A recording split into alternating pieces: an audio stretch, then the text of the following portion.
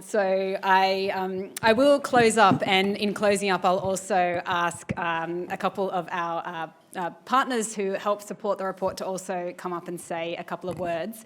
But first, I wanted to, you know how typically you get up and do some kind of summary of the panel session, and I was sitting there and I couldn't help but think about a line that I heard yesterday, and I'm sure many of you heard it as well, and it was at the Robodebt Royal Commission, and it was, "As a dutiful cabinet man."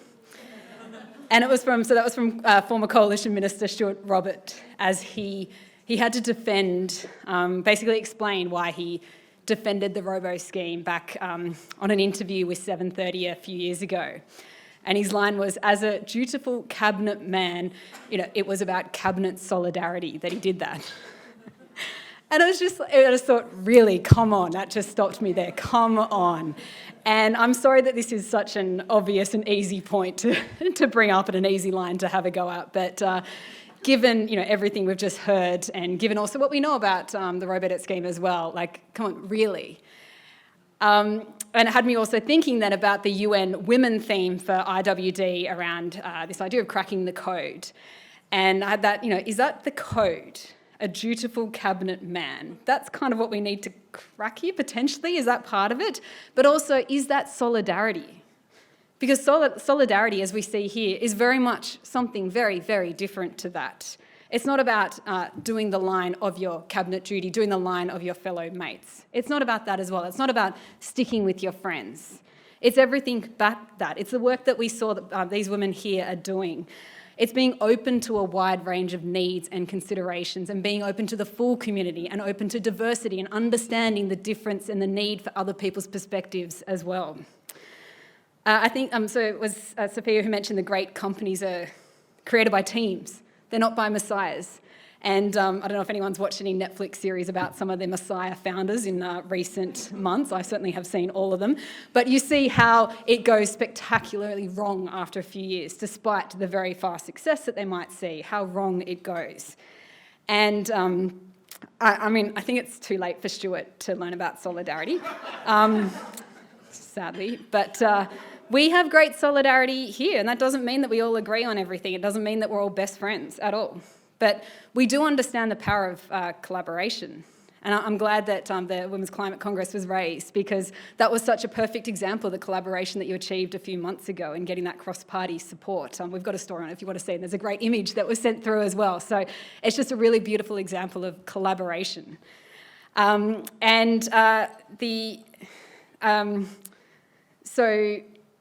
I did type some of my notes on a phone here. So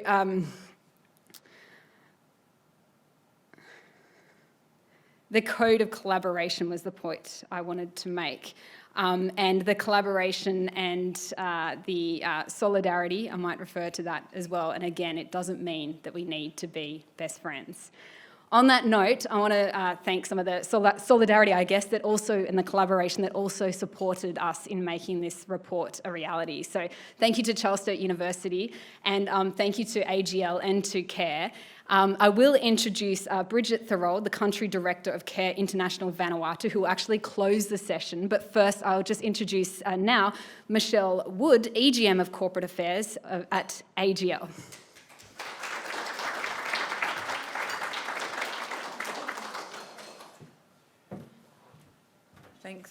Thanks, Angela.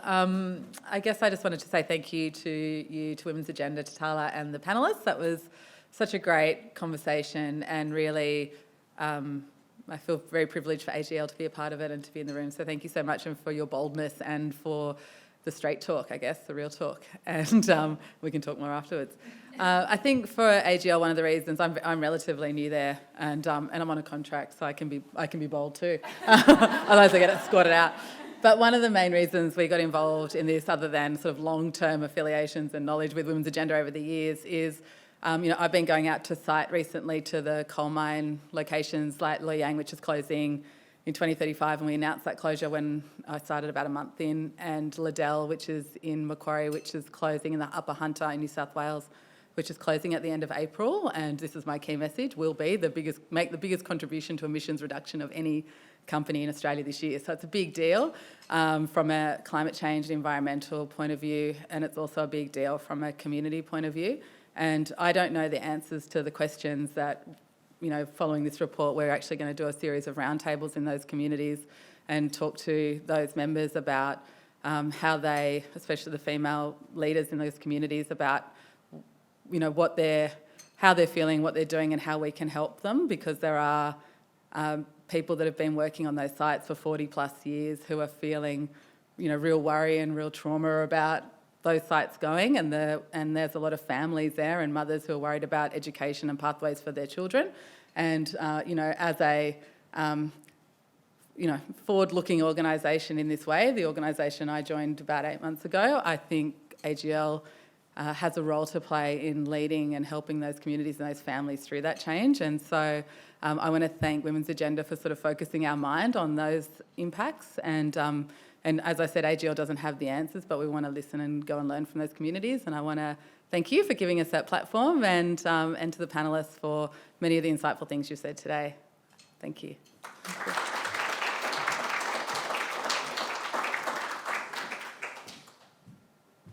Thank you to Michelle. And again, we do want to go into some of those communities and really try to learn more from the women there in terms of their experiences and potentially how the climate load is impacting them also. So I remember where my segue was going with solidarity, and it was about care, and it was about the fact this need for solidarity across the Pacific as well, and obviously to consider the impact of climate change on women and girls internationally and our massive responsibility there also. So on that note, I would like to introduce Bridget Thorold, Country Director of Care International Vanuatu.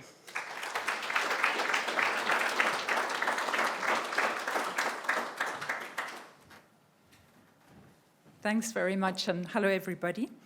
Thank you to the panelists and the hosts, and especially Women's Agenda, for inviting us to be part of this day. And it's been such an inspiration, and I feel very emotional and moved to be here. I mean, we've heard from some incredibly inspirational women and have really valued hearing about your journeys and learning from your wisdom. And that's something that we need to do more of and keep doing. And I just see a lot of parallels between your experience here in Australia and what we're experiencing in Vanuatu and in other parts of the Pacific where care works. And I thought maybe I should take you on a short journey to Vanuatu, just to think about the parallels with the kinds of things that have been coming up today. And I've been in Australia with a few colleagues, one in particular here, Frida from Vanuatu, for a week with our Australian colleagues to talk about how we can engage more closely and more locally with people in Vanuatu and other parts of the Pacific and here. And whilst that was going on, 2 cyclones have hit Vanuatu in that time. A Category 4 cyclone, Cyclone Judy, followed by a second one, Cyclone Kevin, that's happening now as we speak and is affecting Port Vila and due to affect other parts of Vanuatu tomorrow. And initial reports of the cyclone were damage to houses, some basic infrastructure, there's no power in most of the country, water access is limited, and in a lot of places no telecommunications is possible. And what we found is, it's fairly unusual to have a succession of cyclones in such close proximity to each other. And a lot of the climate science people, of which I'm not, would say that once a cyclone usually diminishes the intensity of whatever's in the atmosphere that drives a cyclone to happen. So it is quite unusual to have another one following so close on its footsteps. And what it's meant is an inability at the moment to do proper assessments of the damage because people have to go back inside and try and protect themselves from another really extreme cyclone. And that's the stark reality that we're now living in. And I think in looking at climate change, it's not something for the future, it's the reality that we're all dealing with now already. and something that we need to be able to deal with. And just as in Australia, women and girls are impacted and in ways often overlooked, all too often they're excluded from decisions about how their communities prepare for and respond to climate disasters. We have the same in Vanuatu. But with the right interventions, they are having their voices heard and are leading and playing a key role in their communities through climate shocks. And so I think we can leave you today with some reason for optimism that collective agency is now happening. And there are some very positive stories that we can refer to. Some of you may have been to Vanuatu before, now that it's a popular tourist destination. And now with borders open, we've got a good many tourists coming back. But it's also one of the most disaster-prone countries in the world, prone annually to cyclones, volcanoes, and all sorts of extreme weather events. And these are becoming more and more intense. And I think many of you will remember Cyclone Pam in 2015, which was the Southern Hemisphere's second most intense cyclone on record, that really tore through all the islands in Vanuatu, and more than half the population were affected very directly, and 90% of the country's crops were wiped out in one fell swoop in that particular instance. And it took years to rebuild people's lives and livelihoods. And although a relatively small number of people for Vanuatu, 11 lives were lost in that experience or incident, it's a testament, though, that we've got to actually take these matters seriously. And sorry, I lost my way here. One of the reasons why the numbers were quite low is that some of the work that's done by NGOs like ourselves, who support the government and other sectors in preparing and responding to disasters, good preparation and response to early warning systems really enabled the numbers to probably be a lot lower than they might have been otherwise. The nation's made up of 65 inhabited islands, and around 3 out of 4 people live in rural areas. So communities there have to be pretty self-reliant. And it's a very interconnected communal society where social capital is very strong. And there's a very strong culture of people helping each other. And I see some very similar parallels when we see disasters reported in the media about Australia. And we need to find ways to retain and build on that social capital and become more inclusive and invite others to be part of that. In this report, which is being launched today, you'll see there was a story from one of our staff from Care in Vanuatu, Sandra Silas, who's one of our project resilience team leaders in our resilience program. And she describes in that report some of the work that Ni Vanuatu women are playing in community disaster climate change committees, which have been around for quite a long time. And I've only been in Vanuatu the last 2 years, but found it really interesting that these are already established mechanisms at the community level where people are working together to prepare for and plan how they're going to anticipate and respond to disasters. And these are initiatives that CARE is very deeply rooted in supporting. And what Sandra talks about in the report is about a community in one of the southern islands that she was based in, where children couldn't attend school because the school was across the river, and the river was often flooded, and that a leader of the Community Disaster Climate Change Committee, which we use typical NGO acronyms, CDCCCs, with those committees actually work out strategies of what can be done. And in this particular story that she cites, a woman leader of one of those CDCCCs actually looked at providing strategies about what could be done about that. And something simple, like just putting a bridge across the river to enable access, is a small, minute thing that made such a difference in the lives of the people that were in that little pocket of that experience. And so sometimes the immediate solutions are not difficult.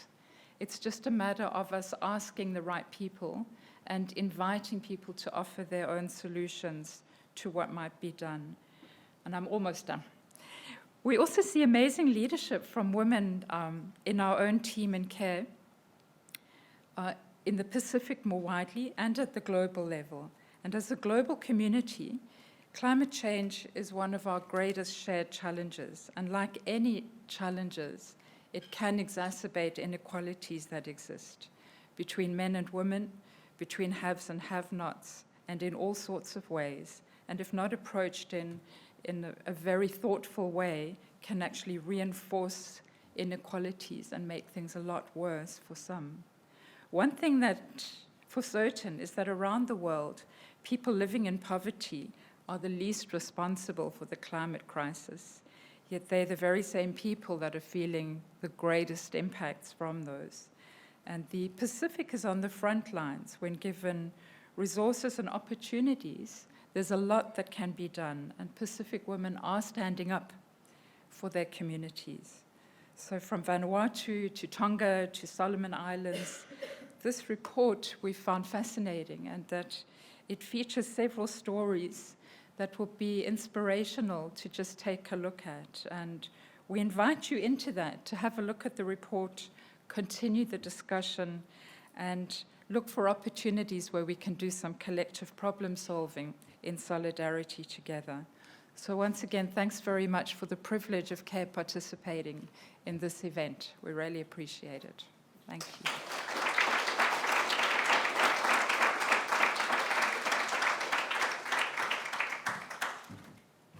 Okay, well, thank you, everybody, and thank you to all our speakers and to our partners once again. I know it's been a lot the last couple of hours, so I hope, and we didn't have any time for questions, so I hope that if anyone does want to stick around, we can have those conversations with each other now. But just a thank you from all of us at Women's Agenda for coming along and being so heavily involved in these conversations and so passionate about it as well. Thank you. And we'll be emailing the report out to all of you following the event. And was there some other? It will also be on site. In fact, we're actually going to be pulling out the stories and publishing them separately over the next couple of weeks, just to make sure that it gets attention constantly and we can get as many eyeballs back to it as possible, because as I'm sure many of you know, it can be hard to get them to that one PDF. So we'll pull out those stories and make sure that as many people as possible see it. So thank you, everybody.